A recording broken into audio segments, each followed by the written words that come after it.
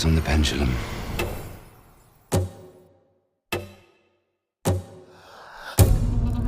There are powerful forces at play. We must journey back. Back to she who carved this board. To stir its dark magic.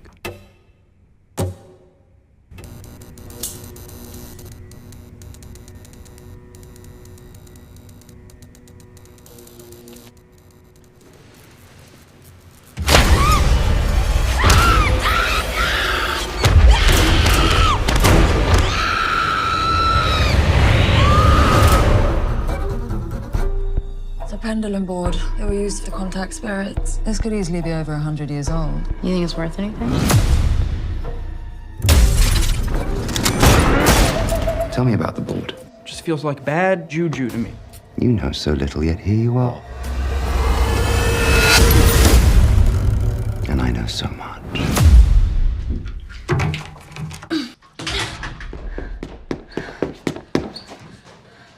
Christian?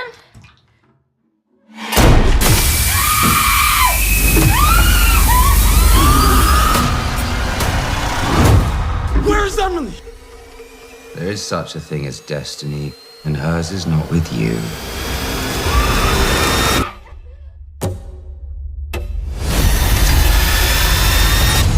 If you liked that, then you'll love this.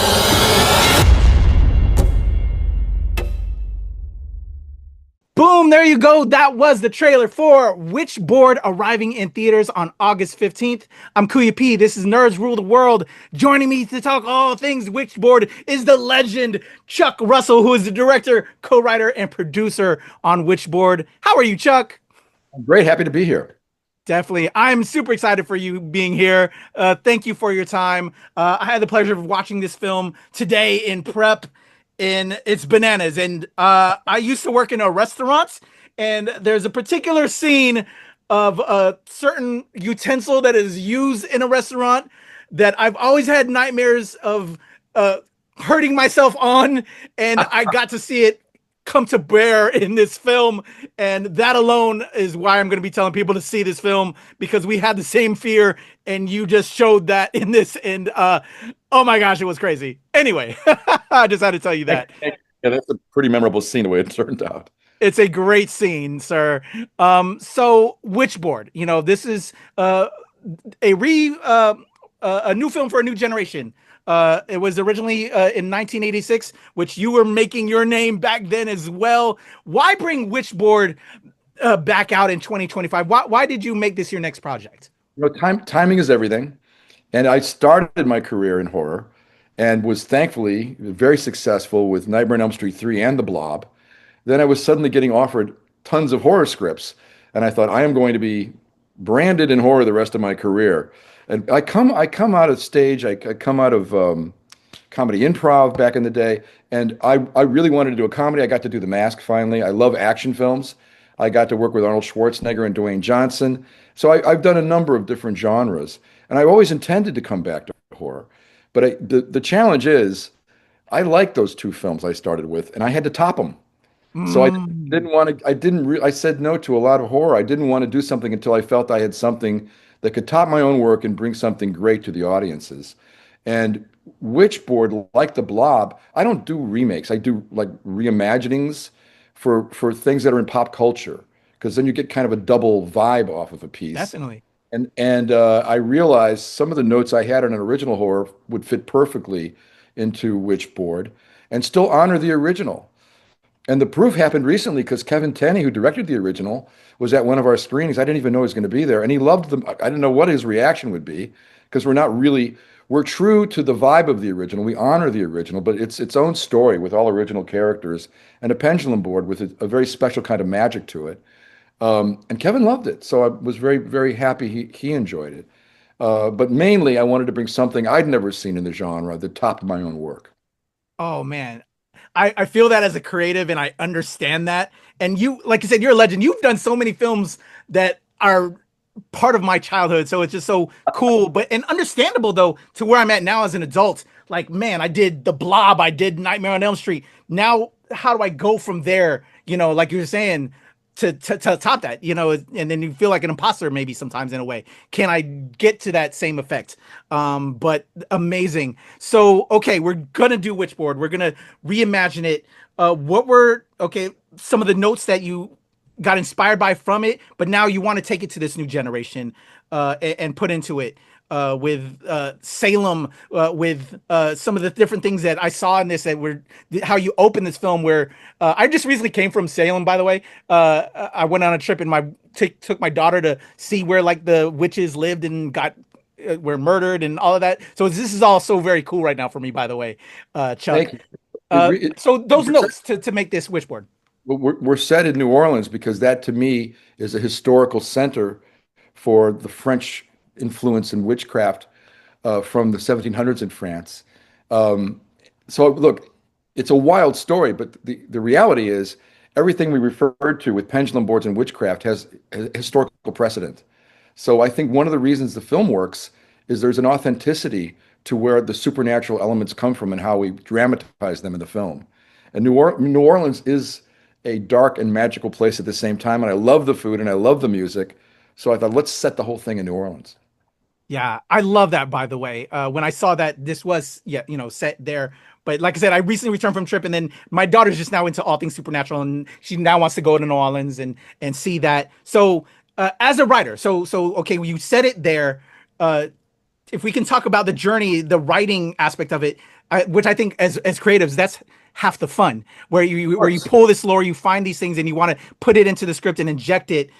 Can you tell me, you obviously had the slate of, you're wanting to bring back Witchboard, but now you're wholly making it your own. You're reimagining it. Can you talk about just some of the things you ingested into this script to make it, and then some of the things you wanted to present to the fans in regards to the entertaining deaths? Because, that's what we love to see. We want to see how these people deal with these supernatural spirits that they're encountering. Well, it's interesting. There's a discipline to all this where I'm involved with structure, but the passion part comes from the heart and the imagination. And even during the screenwriting process, if I feel something is getting just a little bit boring, that's actually my greatest fear. I dare not bore this audience. I want to thrill them. So the story has twists and turns that I think are very satisfying and some of them very shocking. In terms of the emotional depth, the number one thing I did was for Madison Iseman's character, who as a recovering from drugs, the obsession of drugs in my mind is very similar to the obsession with dark magic. I think people might start with white witches, which contemporary white witches are also represented in the film, and respect to Wicca. You know what it is. It's a kind of earth magic, and it's, I think, feminine related. So there's a feminine sensuality to the whole film, but the gateway that is that kind of magic can lead to a darker side. So it's really a cautionary tale. And we take Madison's character on a journey where her lover, much like someone who's got an addict that they're in love with, has to try to get her back from the dark side and face the forces of evil. So that's all part of the drama, but that's why the scares work. Because we need to care about the characters. They need to be contemporary, living, breathing characters we care about. Fortunately, Madison Iseman is a wonderful actress from Jumanji and Annabelle, and Jamie Campbell Bower is an amazing new star from Stranger Things. That was our first casting decision, was Jamie as Alexander Baptiste, who seems to know everything about Wicca, but you don't know which side of the game he's playing. Definitely. Great cast, by the way. Yeah, just everybody killed the role, if you will, to use that as an adjective. They did it a great job. And in regards to the research, I say new stars like Aaron Dominguez and Mel Jarnson are a delight for me to find those people and give them the opportunity. They both have worked before, but I think these roles really will help elevate their careers. I'm really thrilled to present them to the audience. Love that. I love that fact in regards to making new stars as well. That's a great plus there, and that's just super cool. As I was trying to put out there in regards to, when we're doing this research, we're making these scripts, but we're also discovering something new. Was there anything that you discovered in the research and then you put into the script that was a delight for you to have that be in there that you learned along the way? Mostly the history for Nagasatha, Queen of Witches, which is all based on real witchcraft historically, in this case out of France in the 1700s, and pendulum boards, which are fascinating. I say this with some caution because, like Ouija boards, they're very mystically somewhat dangerous. I believe we're living in a spiritual world, so I treat all these things with respect. Pendulum boards have been around since ancient Egypt. They were the predecessor to Ouija boards. They were outlawed by the French Pope in the 1700s. And historical fact, they were actually burning women at the stake as witches if they found them with a pendulum board. So there was, out of the atrocities that happened in those days, we show that side of witchcraft as well. I wanted to do more than just a shadow witch where the sound effect is what's scary. I think the motivation of a villain for revenge creates a greater fear if we understand it. It's why we did in Elm Street 3, we created a deeper backstory for Freddy Krueger that the fans really liked. So in our case, you learn a little bit more about witchcraft, and I think the movie's that much scarier because of it. Definitely. I love when we have, I'm a super nerd. This is Nerds Rule the World. I love lore. You're creating the lore, and it makes it more real for us as fans and people taking in this entertainment that, it just sets our creativity buzz, in our minds and just thinking so many things. And it really just gets you into the whole experience. And I love that. And I have to tell you, pendulum boards, I learned from this film. And I actually want to dive at you. Like I said, I watched this film earlier.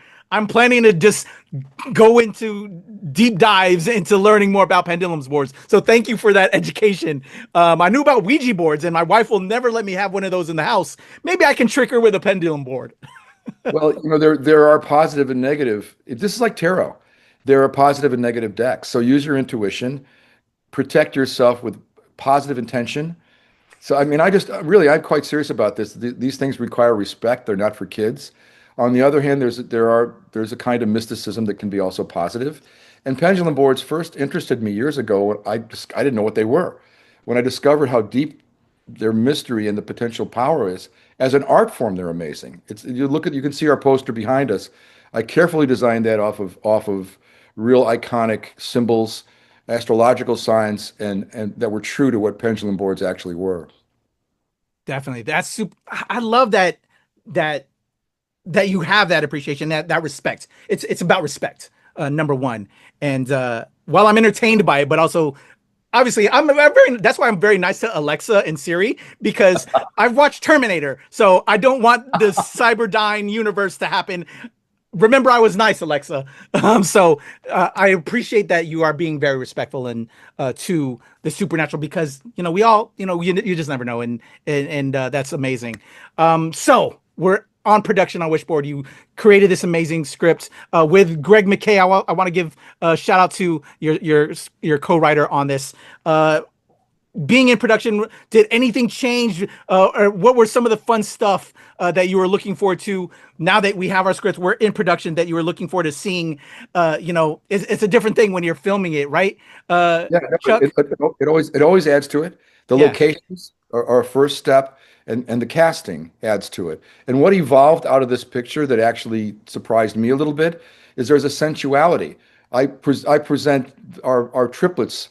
The positive side, the white witches, we don't know whether they're really positive or not, but there is a sensuality to the locations and the music. It's a very lush, provocative world, because I think the mystical world is enticing and therefore it's dangerous. So I wanted to add an element of sensuality to this film. And it certainly came out in a way through this cast that I thought was pretty unusual. Awesome. Yeah, it was. I don't know how my guy holds it down when he has his girlfriend here and he's with his ex-girlfriend. That scene when he's at the party was just like, man, that's hard. Anyway. That was one of our shout outs to the original. In the original, it was a love triangle between two guys and one girl, right? One was the ex and one was the current boyfriend. I said, hey, that's not fun. How about two girls and one guy? And Aaron Dominguez is in the middle of that love triangle. And you see kind of a power shift happen that has to do with Wicca. Awesome. I love it. I got to go check out the first one. But I got to rewatch this again with all my friends and family, because I think they're really going to love this film. It's a good date movie. Great work, Chuck. Women that are scared of horror films, it's frightening, but they like the feminine element. So go for a date night too. August 15th. Definitely. August 15th, y'all go check out Witchboard from my good pal, Chuck Russell. So Chuck, I loved that particular kitchen utensil scene. Was there anything else that was special that you are waiting for fans to see this film and that you're ready for those conversations on how much fun it was to shoot that? We have great kills. Everyone mentions this kill or that kill. It's amazing practical effects. But the cat, I always wait to hear, because the cat is so unique. It's Yes. not CGI, folks. Her name is Tatiana. She was the biggest diva on the set. When the cat shows up, trouble's about to begin. I wanted to do again, I'm authentic to the actual history of witches and to the mythology of witchcraft. And the cat as a witch's familiar was important to me. And we begin to see that cat show up when bad things begin to happen. And our cat actress, Tatiana, was beyond belief. Very lovable, but very scary in the film. Oh yeah. And yeah, the cat scenes are a classic. Was it difficult working with animals? Because that's always a thing. I love working with animals, and the production team was freaking out because cats can't really be trained very well. So that was a big challenge, and I will not allow anything but positive reinforcement to animals on my set. But this cat was a lot like the dog in The Mask. People ask me how I got that performance. It's kind of all about casting and care and taking the time on those scenes. So it's tricky. With cats are a lot harder than dogs because they're not as trainable. But the cat honestly was a diva. She loved the attention of being on camera, and she kind of got the idea what we wanted. So it's very organic directing an animal, but it makes the actors more authentic, because when they're interacting with an animal, there's a greater naturalism to the performance. So, I mean, that's the one thing I kind of wait to hear. Did you notice the cat? Because I've never quite seen anything like that in film before. It's amazing. I love it. And I love how the cat then becomes a part of the family, if you will, after that particular scene. Just especially after what happens. But Chuck, I had so much fun with this. Congrats on this film. I cannot, again, wait to see what you do next. You've been a legend to me and to all of us. So thank you for your entire body of work. Such great memories. And I know this one is going to be in that pantheon as well. I really appreciate talking to you today. Thank you so much. I really enjoyed it. Great questions. Thank you so much, everybody. That is the amazing writer, co-writer, director, producer, Chuck Russell. You know him. He's a legend. Check out Witchboard in theaters on August 15th. Check it out at Witchboard Movie 2025. There you go. Links in the description below. We're going to go check out this film, y'all, and we're going to support it. I'm KUYA P. That is Chuck Russell. Nerds rule the world. Thank you. All right, there's the cut. Thank you.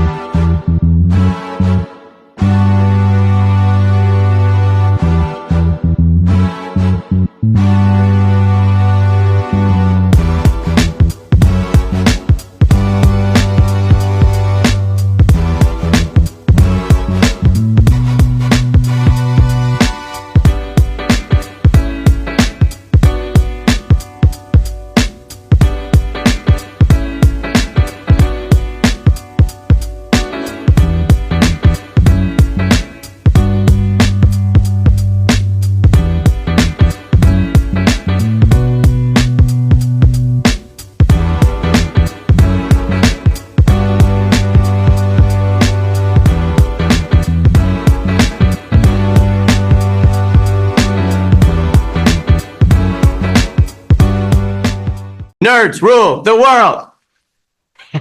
Pleasure chatting with you. Love to all my nerds who rule the world. Yeah. Nerds rule the world. Yes, we do. Thanks. Nerds rule the world. Thank you. I love the nerds ruling the world, so more power to you. Patrick, what up, man? And yes, they do. Nerds rule the world, kid. Yes, you know sir. I'm one Thank of you. Awesome. KUYA P, nerds rule the world. Hello. Yes, they do. Yes. Oh, Nerds rule the world. I got. It's in the title of your show, like Nerds Rule the World. Like, I want more Black weirdos on screen, and I don't feel like we ever get to see that very much. Thank you so much. Nerds do rule the world. Yes. Thank you. Thank you, nerds rule. Love it. Hello, Sarah. Hello, Julian. Nerds rule. Yes, Rock on. I love it. Thank you so much. It's good to see you. I love Nerds Rule the World. But yeah, there's a heavy nerd component, man. Yeah. And at the end of the day, if you ask me, nerds rule the world. So absolutely. And you're right. Nerds do rule the world. We're just the best. Yes. Thank you, ladies. Nerds so much. Yes. Thank you, guys. Bye. It's your boy KUYA P. Nerds rule the world. Thank you so much, guys. I appreciate you. Do. They rule the world all right. Yes. Take care, Tony. Thank you, guys. And you have about 15 minutes. Excellent. I'm recording. Thank you, Giselle. Hello, Chuck. How are you? Great. I'm great. I love your background. I got to represent for you. Got to represent. That's cool. Definitely. Appreciate you, sir. Yeah, I'm ready to have fun. I'm going to do 3, 2, 1, and I'll get right into it. Cool. All right. Because we're going to be coming off the trailer in my edit. All right. Let's have some fun in a 1, 2, 3.